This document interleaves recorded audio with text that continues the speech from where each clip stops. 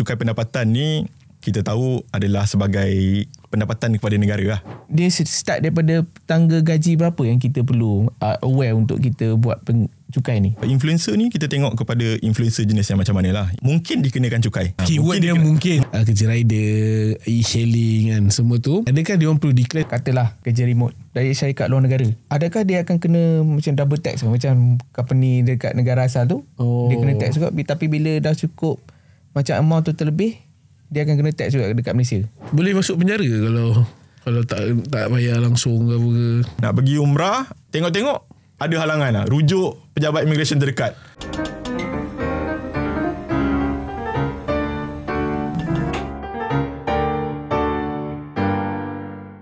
Assalamualaikum dan salam sejahtera. Selamat berpuasa. Ya, selamat puasa Elmi. Kita kembali. Aku dah lama diorang tak nampak aku kat dalam podcast awak busy. Saya kena tendang. Tak ada.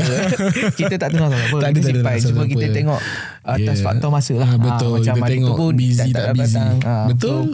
Macam itu pun aku orang 2 orang je. So tak apa, tak ada masalah. Macam sekarang ni pun kita 2, tapi kita ada insan ketiga lah. Betul. Kita ada insan ketiga yang akan menjawab segala persoalan, pertanyaan yang kita ada dalam kepala otak kita hari ni, Jam. Ya, terutamanya untuk setiap tahun bulan Mac.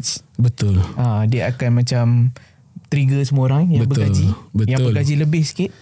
Dan dia akan perlu buat percukaian lah. Betul. Kita akan berbincang pasal cukai. Topik hari ni kita nak cakap cukai pendapatan untuk newbie. Betul, untuk newbie. Untuk aku lah senang cerita. Okay. Untuk aku.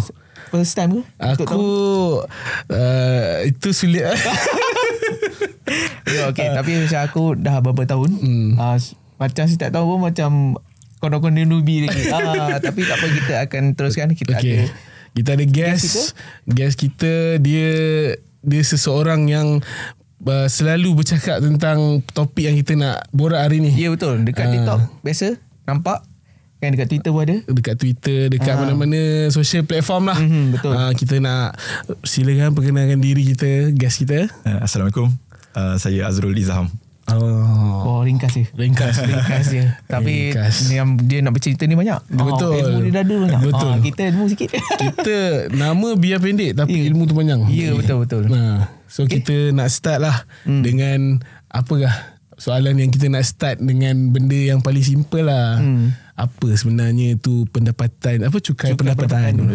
Okay, bismillahirrahmanirrahim.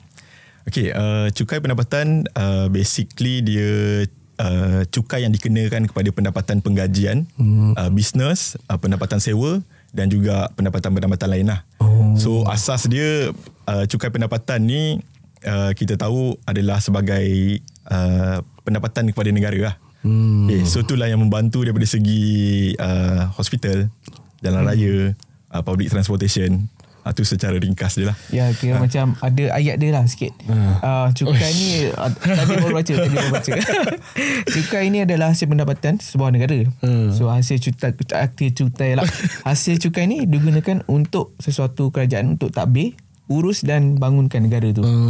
So bila kalau kita tak ada cukai ni, susahlah kerajaan nak cari duit untuk buat sesuatu tu. Macam kita pun pergi hospital kan, free. So nak free tu dari mana? Selain dia kena daripada benda-benda ni lah, cukai betul-betul Betul. Saya konon buat tahu. Lepas tu tanya balik, terus balik. Okay, untuk cukai ni, cukai kalau macam individu ni, dia start daripada tangga gaji berapa yang kita perlu aware untuk kita buat cukai ni? Okay. LHDN dia ada 2 jenis ketetapan lah. Yang mana ketetapan pertama tu dia bercerita berkenaan dengan berapa pendapatan yang dah start kena declare cukai. Okay, ketetapan yang kedua adalah berapa pendapatan yang dah start kena bayar cukai. Okay, so untuk semua orang dia kena follow ketetapan yang pertama, pendapatan penggajian lebih 34,000 setahun, kasar lah. So dia dah kategori perlu declare lah.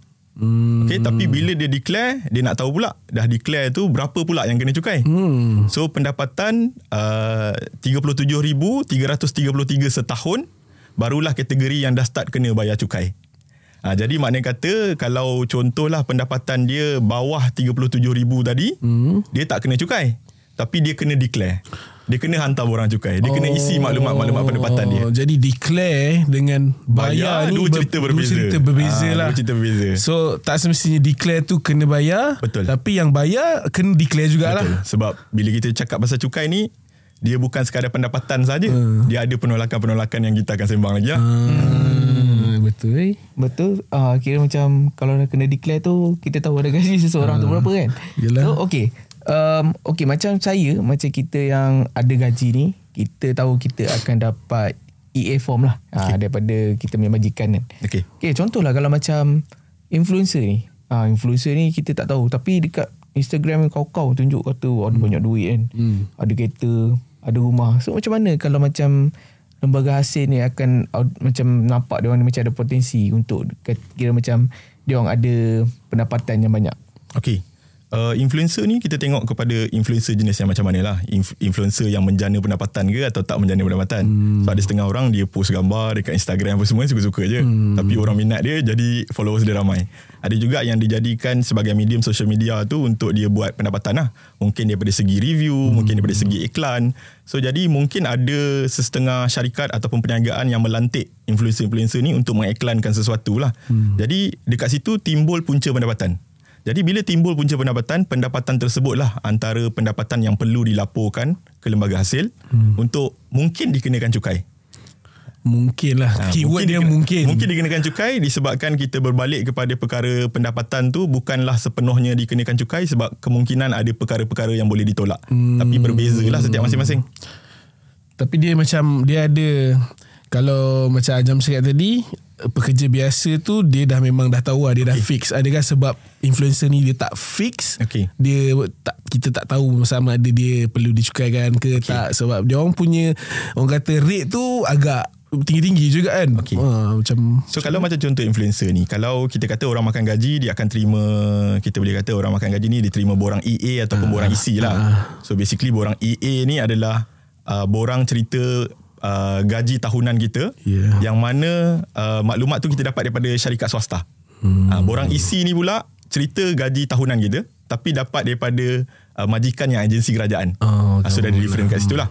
So untuk influencer ni dia tak ada borang EA, borang isi sebab dia tak bekerja dengan orang. Maksudnya dia menjalankan pendapatan dia sendiri lah.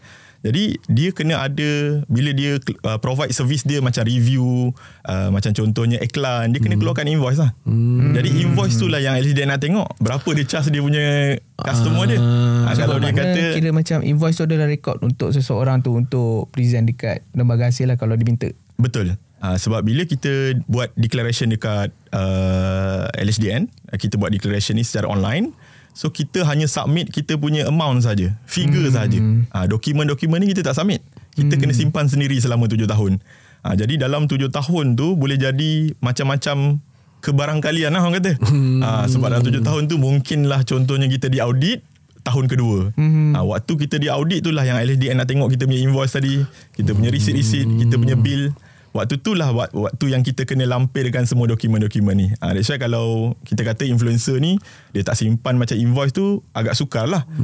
Tapi ada option lain yang mungkin lah macam dia tak tahu, tak ada pengetahuan pasal kena sediakan invoice. Mungkin boleh jadikan penyata bank yang duit dimasukkan ke dalam account bank, sama ada personal ataupun business, boleh jadikan sebagai bukti juga. Bahaya tu bahasa yang simpan. Asal kau banyak ke jual-jual influencer kau tak simpan? Tak ada. Jual influencer berapa sangat. Okay, so tadi kita dah jam ke influencer, tapi kita nak patah balik dekat untuk orang yang first time. Untuk orang yang first time nak buat cukai pendapatan ni kan. Tak kisahlah sama ada dia kerja government ataupun kerja swasta lah. Macam mana, apa persediaan dia nak kena bawa apa-apa ke, nak kena pergi LHDN beratur panjang ke apa ke. Macam mana, cuba cerita. So untuk first timer, dia ada 2 perkara penting yang perlu disediakan lah. So yang pertama adalah dokumen borang EA atau borang isi yang mesti dapatkan daripada majikan. Dokumen ni majikan kena keluarkan selewat-lewatnya 28 ataupun 29 Februari untuk tahun lompat lah. So setiap tahun majikan kena keluarkan, pekerja kena kejar sikit lah. Ada setengah majikan dia tak keluarkan ataupun dia terlewat keluarkan. So once dah ada borang EA isi ni, next kita kena ada login lah. login untuk buat declaration tu. So dekat mana kita nak buat declaration ni, pendapatan penggajian kita tadi, kita akan buat declaration ni dekat website mytax.hasil.gov.my. Okay, so dekat website mytax.hasil.gov.my ni, semua orang kena ada akses. Semua orang nak declare cukai kena ada akses, sebab dekat dalam ni lah yang akan kita ceritakan pendapatan kita. Kita akan isi borang cukai semua dekat dalam ni. So dia ada kaedah dia, yang mana bila untuk first timer dia tak ada lagi akses ataupun login, pergi je dekat website tu dulu. Lepas tu masukkan nombor kad pengenalan dulu. Ada nombor cukai ke, tak ada nombor cukai ke, masukkan nombor kad pengenalan dulu. Okay, so once dah masukkan nombor kad pengenalan, nanti dia akan keluar cara permohonan untuk first time login lah. Sama ada dalam bentuk ECP55D ataupun EKYC. Okay, ECP55D ni kita mohon dengan berikan maklumat ataupun dokumen kita punya salinan IC berwarna dan juga email berdaftar kita. So yang EKYC ni pula kita pakai apps. MyTax ni dia ada apps. Kita boleh pergi dekat Play Store ke App Store ke kan. Download dekat sana, boleh pakai EKYC ni. Kita buat permohonan login tu pakai selfie semua tu lah. Lepas tu dah ada akses, declare je. Masa aku dulu, aku kena pergi LHDN lah, minta nombor tu. Itu last time. Sekarang kira dah senang sikit lah. Sekarang ni boleh kata LHDN ke arah fully online. Jadi kalau contohlah ada setengah kadang-kadang dia dah ada akses dah. Tapi bila tiap-tiap tahun lupa password. Setiap kali lupa password nak reset tu, dulu kena pergi LHDN beratur. Biasa musim-musim cukai ni memang beratur lah. So untuk reset kan. Tapi sekarang dia dah buat online, kita boleh reset melalui online je. Itu penting masa awal-awal tadi, masa kita buat pendaftaran melalui ECP55D tu, kita kena lampirkan kita punya salinan IC dan email berdaftar tu. Sebab bila kita nak reset kata laluan, dia akan hantar dekat email tu balik. Tu yang penting awal-awal tu lah. Alhamdulillah, terima kasih dunia digital. Kita dah tak perlu beratur panas lagi. Dia memudahkan lah, betul. So, macam last time aku pergi, masa tu pun kira macam baru lepas COVID lah kan. So pergi sebab terlupa login lah ni. Skipper dia terlupa login. Lepas tu memang lama lah kena tunggu. Sebab memang waktu tu semua orang memang nak buat tax kan. So semua kumpul pada masa yang sama. Berjam-jam lah kena tunggu. So, bila dah ada MyTax kan, memang saya dalam apps pun ada MyTax ni. So dia mudah lah. Lepas tu boleh tengok dalam MyTax tu boleh tengok rekod kita dah bayar ke belum. So dia akan bagi tahu untuk tahun lepas dah declare. So sebelum tu dah declare. So kira bagus lah bila ada MyTax ni. So okay, untuk satu ni kira macam saya lah kawan macam dah tahu ni nak kena buat tax, tapi buat tak tahu kan. Buat tak tahu tiba sampailah tahun ketiga macam tiba-tiba timbul kesedaran nak serah diri. Okay, dia ada program sukarela tu kan. So program sukarela ni macam mana? Kalau dia kira macam dia akan kirakan kita punya tax ke, atau dia akan bagi something macam pembayaran so kita buat ke? Okay, so LHDN ada buat satu program yang dipanggil sebagai program khas pengakuan sukarela lah. Okay, dia panggil PKPS 2.0. Maknanya kata last time dulu dah pernah ada 1.0 dah, 2018 dulu. Okay, so sekarang ni yang 2.0 lah. So dalam program ni sebenarnya dia menggalakkan mana-mana individu yang tak pernah melaporkan pendapatan untuk dicukaikan ataupun terkurang lapor pendapatan untuk masuk dalam program ni. Okay, so dalam program ni dia bagi kita declare pendapatan tahun 2021 dan sebelumnya untuk individu yang dah pernah ada nombor cukai lah, ataupun dah bukan pembayar cukai baru lah. Tapi untuk first timer memang tak pernah ada nombor cukai, tak pernah ada record. Jadi dia boleh declare 2022 dan sebelumnya. Dia ekstra sikit lah. Okay, so dalam program ni LHDN offer ada beberapa perkara lah. Antaranya mana-mana individu yang declare dalam program ni, contohlah dia kena cukai ataupun dia lewat lah hantar borang cukai sebab dah lewat kan. So jadi kalau tak ada program ni, dia akan kena penalti. Tapi disebabkan ada program ni, LHDN offer penalti 0%. Itu satu perkara. So kita just kalau ada kena bayar tax, kita bayar tax je. Kita bayar tax saja. Tapi kalau tak ada program ni, kalau kita lewat, kita ada penalti atas kelewatan bayaran. Selalunya penalti berapa? Penalti lewat bayar dia start dengan 15%. Tapi dia ada tempoh dia lah. Lebih daripada 12 bulan boleh jadi sampai 30%. So lebih 24 bulan dia boleh jadi 45%. So ada kenaikan lah dekat situ. So perkara lain yang LHDN offer dalam PKPS 2.0 ni, antaranya yang ni shock jugalah. Dia offer kalau declare dalam program ni dia takkan audit. Dia akan terima apa-apa pelaporan kita dengan suci hati lah dia panggil. Good faith kan. So cuma kalau kita nak declare tu, kita declare dengan betul lah. Memastikan memang kita ada supporting document semua. Sebab kalau tak ada program ni, declare tahun lama-lama, ada kemungkinan kita buka ruang untuk diaudit lah. So bila audit ni, LHDN akan semak lah kita punya dokumen pendapatan borang EA, borang IC, pelepasan cukai yang kita tuntut, risit-risit zakat ke apa ke, semua tu. Memang good faith betul lah ni. Dia terima. Cuma LHDN ada bagi tahu kalau macam contoh pendapatan yang terkurang lapor, dia punya cara declaration dia lain sedikit lah. Kalau macam contohnya yang untuk individu yang tak pernah declare langsung, first time nak isi borang cukai tu, dia boleh ikut sistem MyTax tu declare macam isi borang biasa. Tapi kena declare dalam tempoh program lah sebelum 31 Mei 2024 ni.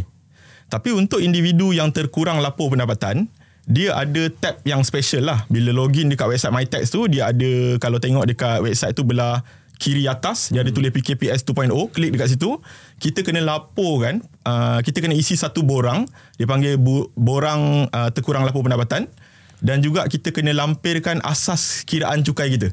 Macam mana kita boleh dapat kiraan cukai yang baru. So bila kita lampirkan tu, LHDN semak, tapi dia semak kita punya matematik lah. Kok ada tambah tolak tersilap ke apa, yang tu sajalah. Tapi dia tak semak in detail berkaitan dengan dokumen apa semua lah. Ini yang di offer lah. Dia start bila Dia start sebenarnya boleh kata nak habis tahun dah ni. Sebab dia start last time 6 hari bulan 6 2023 sehingga 31 Mei 2024. Jadi dah suntuk lah sebenarnya. Sebenarnya kira dah ujung-ujung dah ni. Dah suntuk lah. Jadi kalau macam contoh lah, kata dah bertahun-tahun kan makan gaji, tak pernah declare, nak masuk program ni, balik kat syarat first tadi tu, yang pendapatan lebih tak 34,000 setahun. Kalau tak lebih 34,000 setahun, then tak payahlah macam kalut-kalut. Biasanya semua macam nak kena declare kan. So kalau tak lebih lagi daripada paras tu, relax dulu. Mungkin tak perlu masuk dalam program ni pun tak apa. Sebab kalau let's say dia nak buat juga sukarela, nak declare juga, at the end still tak kena cukai pun. Tapi kalau pendapatan dia dah lebih 34,000 setahun, contohlah gaji dia ada penolakan cukai.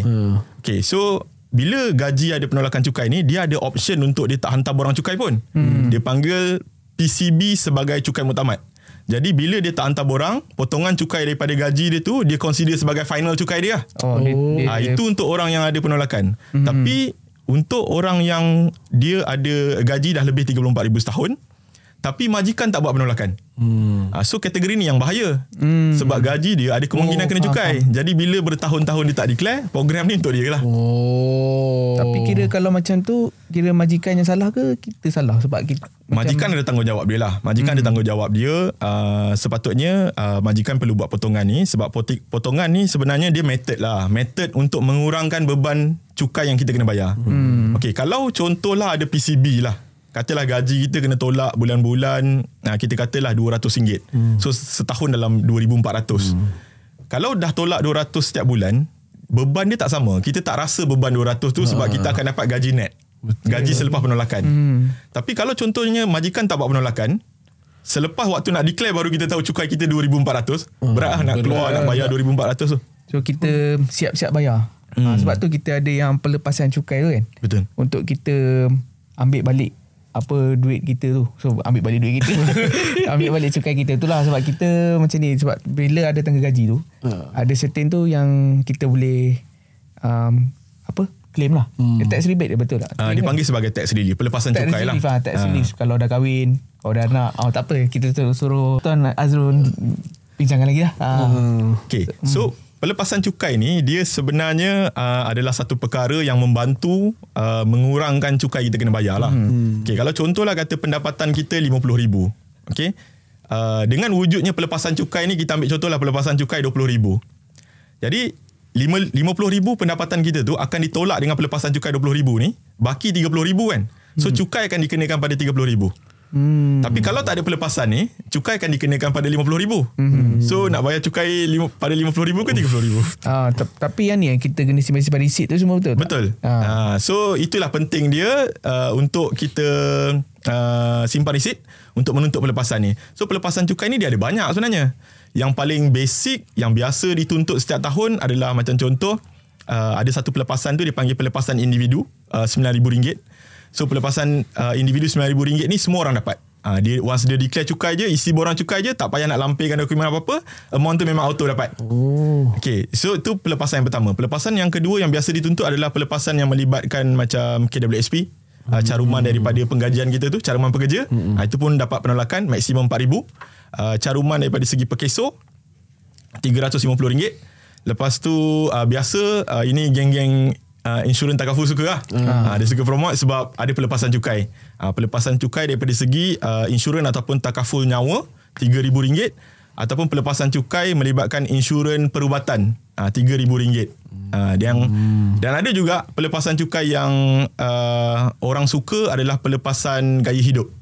Pelepasan gaya hidup ni, apa yang dalam pelepasan gaya hidup ni, dia merangkumi pembelian buku, jurnal, majalah, surat khabar, beli handphone, beli laptop, beli komputer, tablet, dia termasuk dalam ni. Ni yang ramai suka lah. Pergi gym masuk lah. Gym suka apa ni, kalau cuma macam contohnya ada orang dia beli smartwatch kan. Dia fikir ni kan lifestyle, so yang tu tak boleh masuk. Smartwatch tak masuk. So smartwatch jangan masukkanlah dalam pelepasan tu. Kalau macam tu, macam mana nak tengok apa yang boleh, apa yang tak boleh? Okay, sebenarnya info-info berkaitan percukaian ni boleh katakan semua ada dekat website LHDN tu. Tapi cumanya kita ni tak biasa dengan website tu. Jadi kita tak tahu nak klik mana. Okay. So setiap tahun LHDN akan keluarkan jugalah gambar macam gambar rajah tu, apa pelepasan-pelepasan yang dituntut. So boleh semak je dekat website LHDN ataupun dekat laman sosial LHDN. Memang ada je dia punya senarai pelepasan tu. So kalau macam contoh waktu kita isi borang tu pun ada je senarai pelepasan yang kita akan isi kan. So boleh tengok dekat situ. Dan juga masa kita isi tu boleh klik dekat, dia ada satu kolom, ada satu button warna hijau, kita klik kat situ, dia tulis info tau. So dekat info tu kita boleh tahu kolom ni nak isi apa, apa pelepasan yang boleh isi. Tapi selalunya dia macam pendek. Lepas tu ada satu lagi tambahan. Kalau kita rajin sikit nak baca setiap kolom ni, nak kena isi apa maklumat dia, masa pergi dekat website MyTax tu nak isi borang cukai tu, dekat bahagian bawah belah kiri dia ada nota penerangan. Nota penerangan tu boleh download dan bacalah. Dia akan explain setiap kolom ni apa benda nak isi. Tapi memang panjang lah. Bahasa-bahasa ni lah, bahasa level tinggi sikit lah. Bahasa-bahasa LSDN lah. Bagus. Tapi kira macam setiap tahun pun akan ada. So siapa yang first timer, just masuk je lah. Sebab tu macam kalau bila nak start bulan cukai tu, ramai akan share gambar rajah tu. So dia macam yearly reminder lah untuk semua orang kan. Okay, lepas tu ada satu ni macam situation. Okay, sekarang ni saya ada PCB dengan syarikat dengan company saya sekarang, dengan majikan sekarang. Katalah saya buat job luar kan. Saya buat job luar, ada pendapatan yang double lah. So pendapatan yang luar tu saya kena declare juga dalam masa yang sama ke atau berasingan? Okay. So bila kita ni individu ni kita declare borang cukai, kita tak akan declare banyak-banyak borang. So mungkin kita akan ada sumber pendapatan yang pelbagai. Tapi jenuh lah kalau setiap satu pendapatan kita nak declare borang berasingan. So semua pendapatan ni kita perlu declare dekat dalam satu borang sajalah. Cumanya kita kena tengok sumber pendapatan tu yang mana yang major lah. Kalau macam contohlah katalah pendapatan penggajian adalah pendapatan utama, kita ada buatlah sampingan side income sebagai tambahan saja. Jadi kita boleh gunakan borang EBE tu yang kita declare pendapatan penggajian tu. Dalam borang tu dia ada kolom untuk kita isi pendapatan ataupun keuntungan lain. Okay?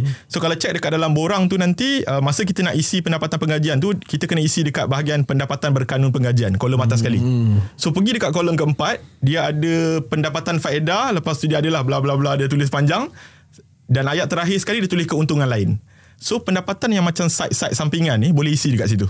Nanti sistem akan total kan, tolaklah pelepasan cukai yang ada, dia akan kira lah berapa cukai yang kita kena dekat bahagian rumusan. Tapi kalau katalah pendapatan sampingan tu dia tak adalah tinggi sangat, tapi dia boleh-boleh lah. Tapi kita tak nak letak kat dalam tu, tak apa. Maksudnya tak rasa bersalah ke apa ke. Okay, kita kena faham macam ni. Kita kena tahu yang pendapatan kita ni akan dibayar oleh seseorang lah ataupun daripada mana-mana syarikat lah. Okay, syarikat tersebut dia akan declare pembayaran kepada kita tu sebagai kos kepada syarikat dia. Okay, jadi syarikat tu dia akan jalankan tanggungjawab untuk declare. So on the other side, syarikat tu mungkinlah dia akan declare cukai dan dia akan diaudit kemudian hari. Okay, so maklumat kita dah ada dekat situ. LHDN boleh dapat maklumat kita daripada syarikat tersebut. Jadi bila kita tak laporkan, so at the end LHDN ada je jalan-jalan lah untuk LHDN dapatkan maklumat kita tu. So makna kata dia lambat atau cepat je lah. Sebab tu bila wujud macam contoh program pengakuan sukarela ni, sebelum LHDN cari, sukarela lah. Dekat TikTok ada yang menyamar jadi LHDN tu. Sebab memang dia ada mata-mata dia. Dia macam ada satu, macam adalah satu pasukan yang akan mencari orang-orang ni. Betul. LHDN dia memang ada satu unit lah yang memang dia jaga social media saja untuk tengok sebenarnya.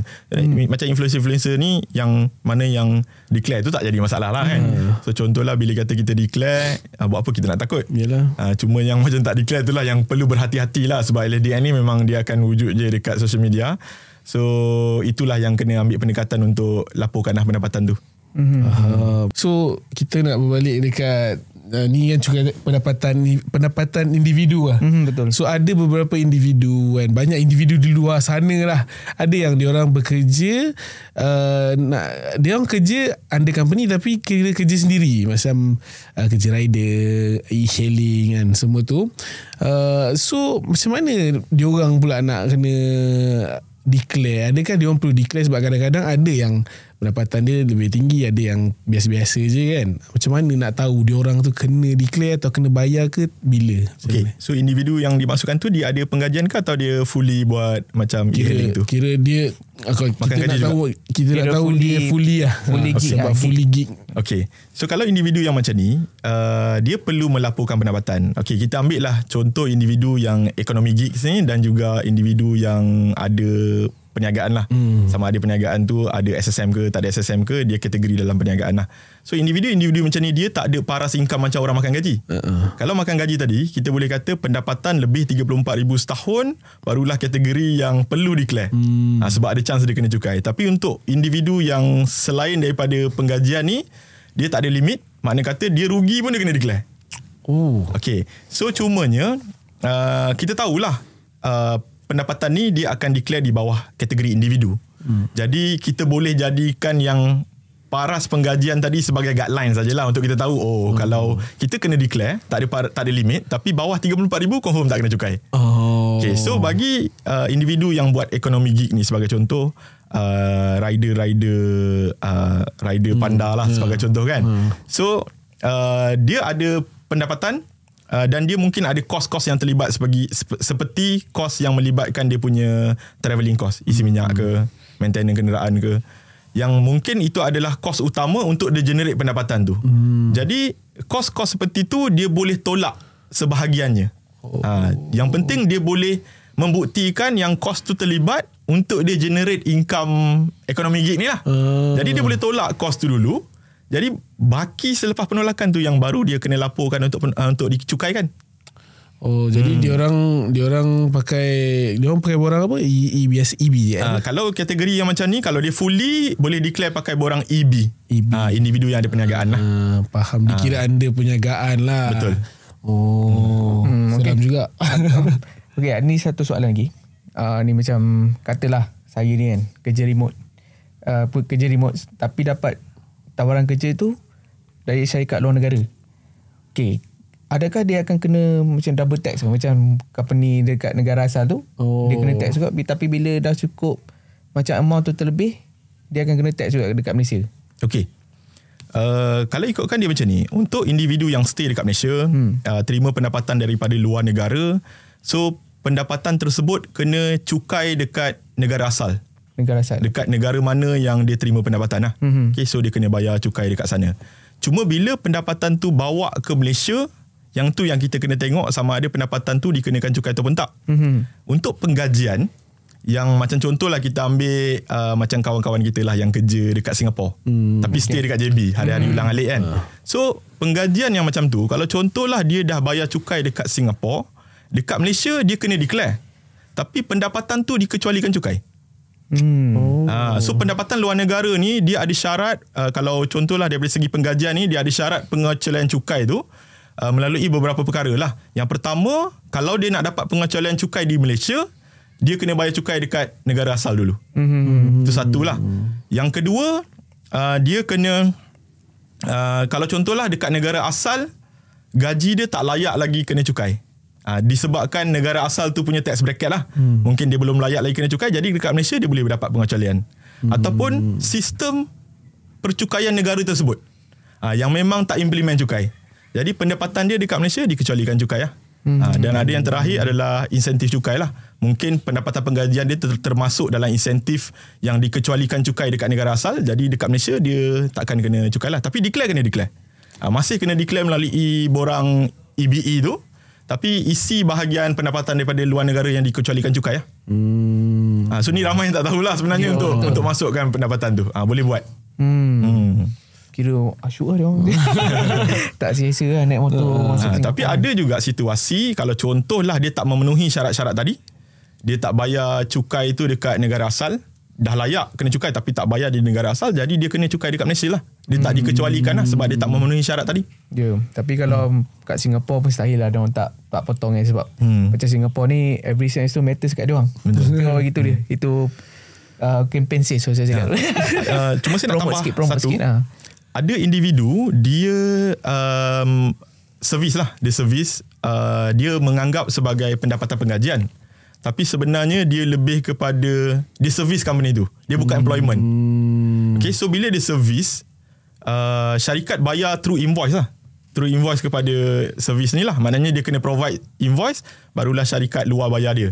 So bila syarikat luar bayar dia ni, kebiasaannya tak ada cukai, dia tak tolak cukai, dia akan suruh bayar cukai dekat negara sendiri lah. Jadi situasi yang macam ni memang kena declare di Malaysia dan bayar cukai di Malaysia dan declare juga di Malaysia.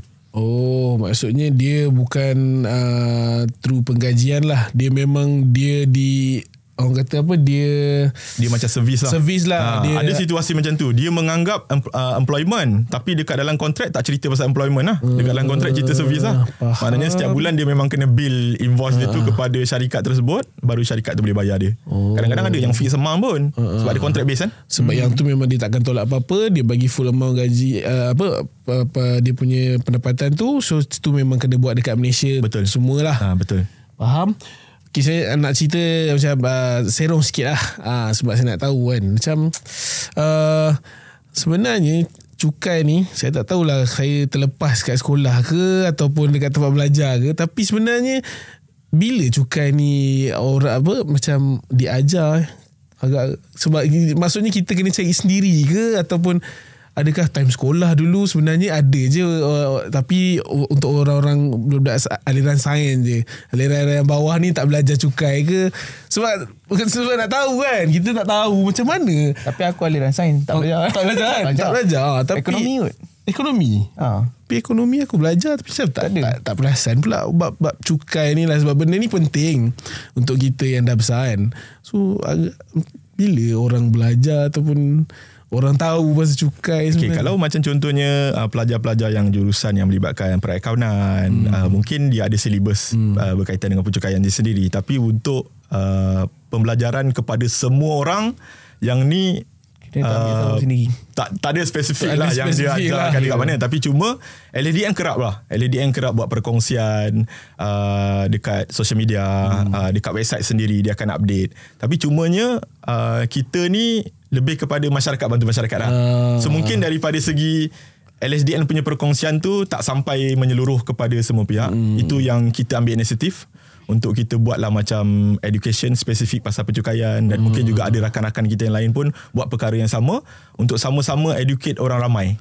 Jadi mungkin setengah orang dia macam saya cakap lah, pergi dekat website tu jenuh lah kan, nak klik mana tak tahu kan, pelepasan kat mana, kadar cukai kat mana tak tahu. Jadi kita yang mungkin ada buat research lebih sikit, yang mungkin kita ada buat pembacaan lebih sikit, kita berkongsikan lah dengan masyarakat untuk sama-sama lah kita belajar. Itulah. Saya rasa memang berterima kasih lah dekat TikTok konten dengan kawan-kawan lah mostly, sebab kalau tak macam bukanlah kita tak tahu pasal cukai ni langsung, tapi orang kata untuk in detail macam lebih-lebih lagi bila kita dah bekerja untuk start bayar cukai, bukan bayar cukai, untuk start declare ke apa ke kan tu. Tapi kita kena berterima kasih kepada macam individu macam tuan yalah, TikTok konten sebab dia macam berkongsi benda yang orang nak tahu. Sebab kita memang clueless, tak tahu benda, tiba-tiba lagi takut kena tangkap apa. Kita fikir LHDN ni takut ni. Tahu ish Tapi mana sebenarnya risik ni. benda ni kena tenang relax lah buat benda tu kan. So sebenarnya macam Cik Azrul kata, kita the first is untuk start tu. The next year tu kita dah tahu nak buat macam mana. Betul. Mungkin lepas ni boleh macam kerajaan lah galakkan ke untuk majikan at least lah hantar pekerja untuk belajar lah asas-asas berkaitan dengan pencukaian ni kan. Sebab kadang-kadang bila pekerja ni dia terima borang AA tu, dia dah tak tahu nak buat apa. Sebenarnya majikan pun tak explain kat dia. Majikan pun tak tahu nak buat apa. So itu yang mungkin jadi kekurangan yang kita boleh tambah baik lah dengan buat pendedahan ataupun buat bengkel-bengkel pencukaian ke yang lebih kerap lagi lah. Betul. Okay, satu. Apa sebenarnya implication kalau kita lagi cukai? Okay.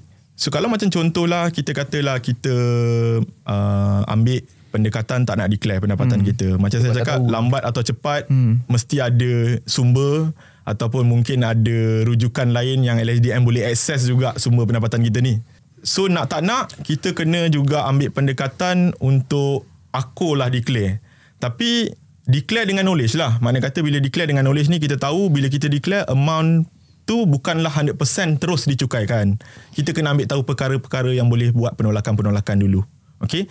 Jadi secara tak langsung kita tahulah bila penolakan ni, jadi cukai yang sepatutnya kita bayar lebih rendah daripada apa yang kita takut-takutkan sebelum ni.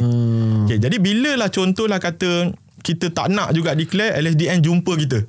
Makna kata dia audit kita dan dia dapat tahu waktu audit itulah yang kita tak declare.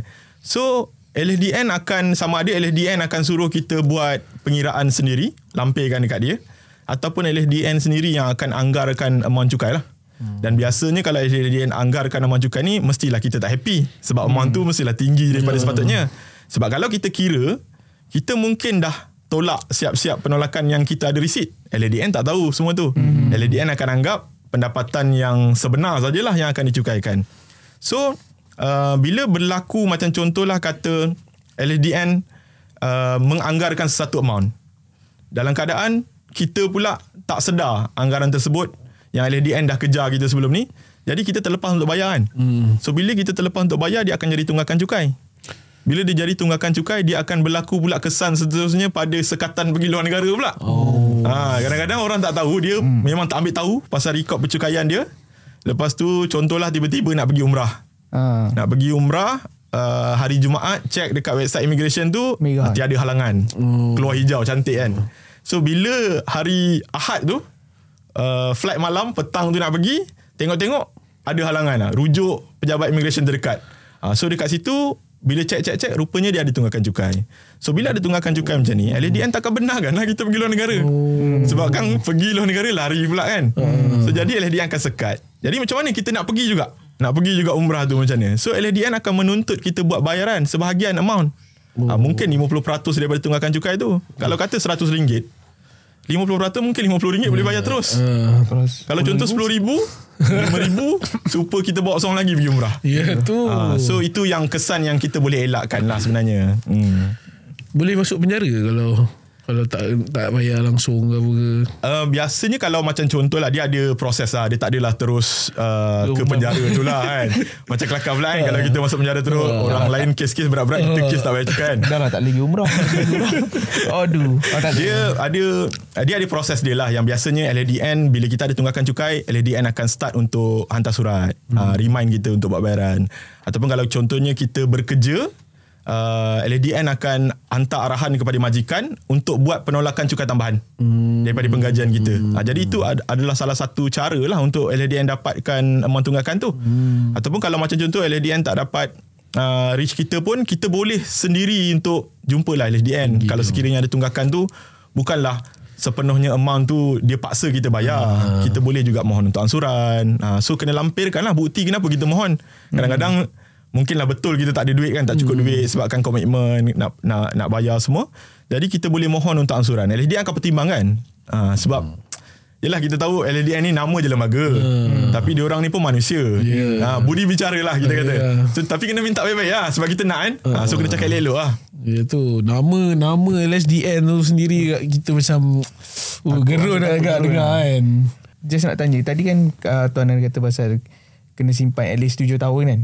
Ada sebab ke kenapa kita at least kena sediakan macam kena buat persediaan 7 tahun tu? Okey, ketetapan ni memang LHDN tetapkan lah untuk LHDN tengok balik rekod kita sebab yang ni memang termasuk dalam akta lah untuk mengatakan simpan dokumen selama 7 tahun ni.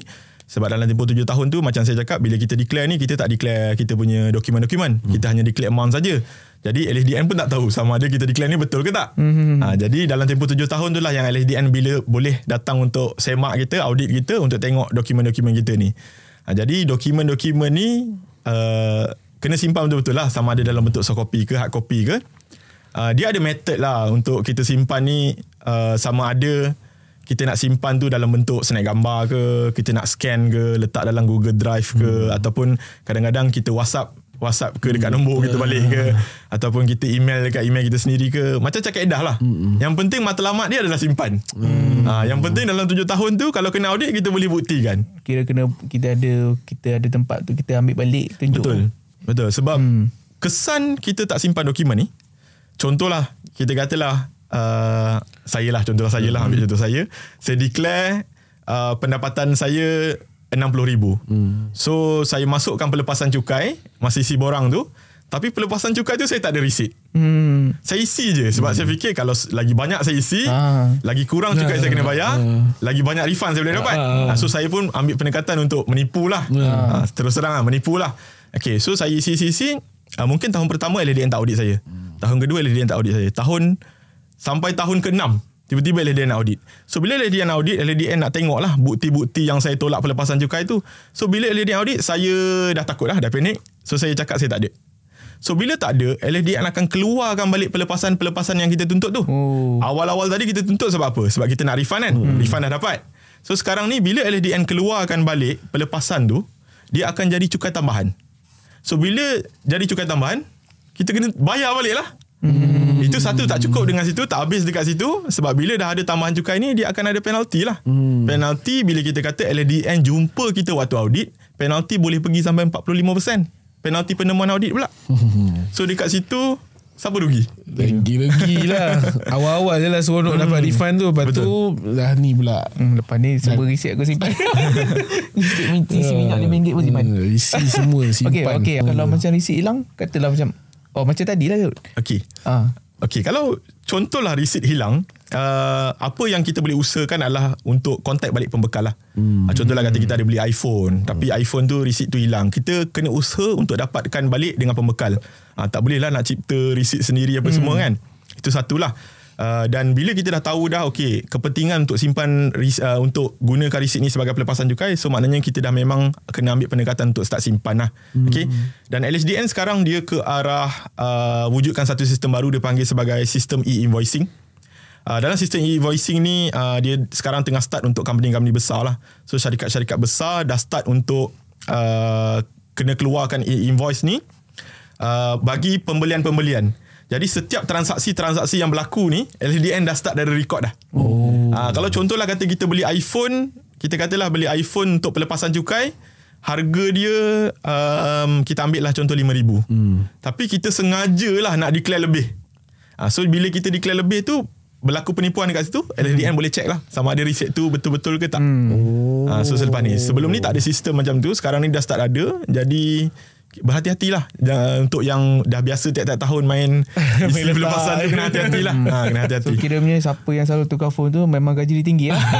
Dia nak dapat pelepasan tu kan. Tapi betul macam yang receipt tu, macam itu adalah wifi beli phone baru lah kan. So dia kata you ada ni tak email, kita bagi email terus je receipt ni nanti. So nanti you guys nak buat tax relief boleh je. Macam tu lah. So macam semua kira macam kalau macam company yang jual phone ni dia orang dah tahu dah kalau beli phone boleh buat dapat tax relief. Itulah. So dia bagi receipt kat email je lah. Dia bagi kat email, kalau kena tanya tak hilang lah. Tak ada, kira tak ada alasan lah. Okay, faham. Last untuk ni memang back to basic balik lah. Untuk orang yang tak sampai gaji tu, diorang tak payah nak risau-risau lah kan sangat. Untuk diorang just, kalau diorang declare je tak ada apa-apa masalah. Kalau diorang tak buat pun tak ada masalah kan. Okay, untuk yang individu yang tak capai lagi paras layak kena cukai, kalau tanya saya sarankan untuk declare untuk ambil pengalaman, untuk tahu proses tu sebagai proses pembelajaran lah. Macam kita cakap, kita kurang pendedahan pasal pencukaian ni.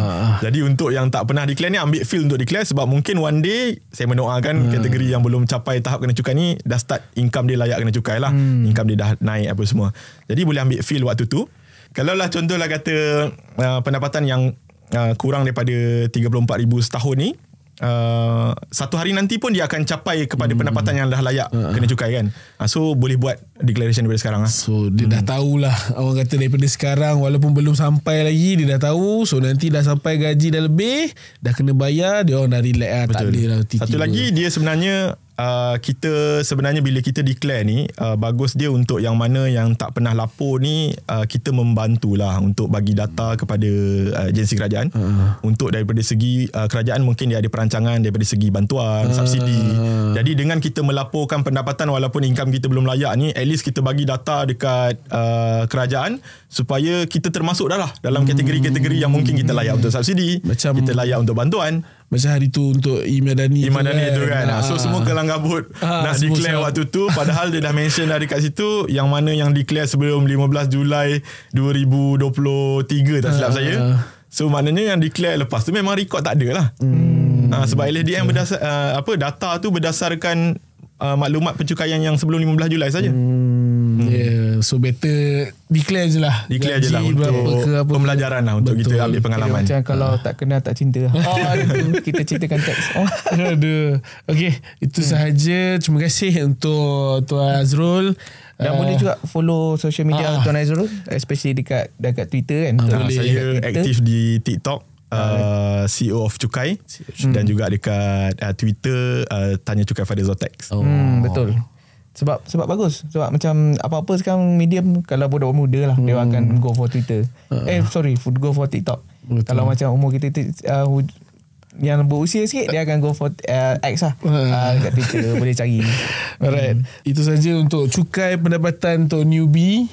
Aku rasa tadi aku 1 kan. Tadi 0-1. So sekarang dah 3-4 lah. 3-4 next tahun depan naik lagi kan. Betul tak? Sebab nak pergi tanya dekat office LHDN sendiri, kita takut. Jadi untuk macam Tuan Azrul ni lah, yang boleh ajar bagi pendedahan kat kita. Lepas tu kalau korang ada macam nak tanya apa-apa, boleh terus ke macam TikTok Tuan Azrul lah.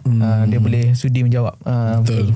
Sebenarnya kita lebih kepada pertanyaan rasmi kena direct LHDN lah. Tapi kadang-kadang bila tanya LHDN ni, rakyat kita ramai berletak kan. So jadi LHDN mungkin ada kelewatan sedikit lah. Jadi bila akses kepada kita ni, apa yang kita boleh bantu, kita akan cuba jawab terus lah. Itu saja. Tapi at the end, biasanya kalau soalan tu terlalu teknikal ataupun soalan tu terlalu detail, kita akan advise untuk terus direct kepada lembaga hasil lah. Kita cuma membantu saja. Takat soalan biasa-biasa macam kawan dah. InsyaAllah. Tanya lembaga tu takut. Betul tak? InsyaAllah. Okay, terima kasih dan berjumpa lagi di episod seterusnya. Jangan lupa untuk dengarkan podcast ni dekat Audio Plus dan juga Vocate di YouTube. Like, follow, share, komen semua media sosial @TheVocate. Betul. Dan website Vocate juga lah untuk baca artikel yang sangat memberangsangkan daripada Ajam. Itu saja daripada kami. Assalamualaikum. Bye-bye.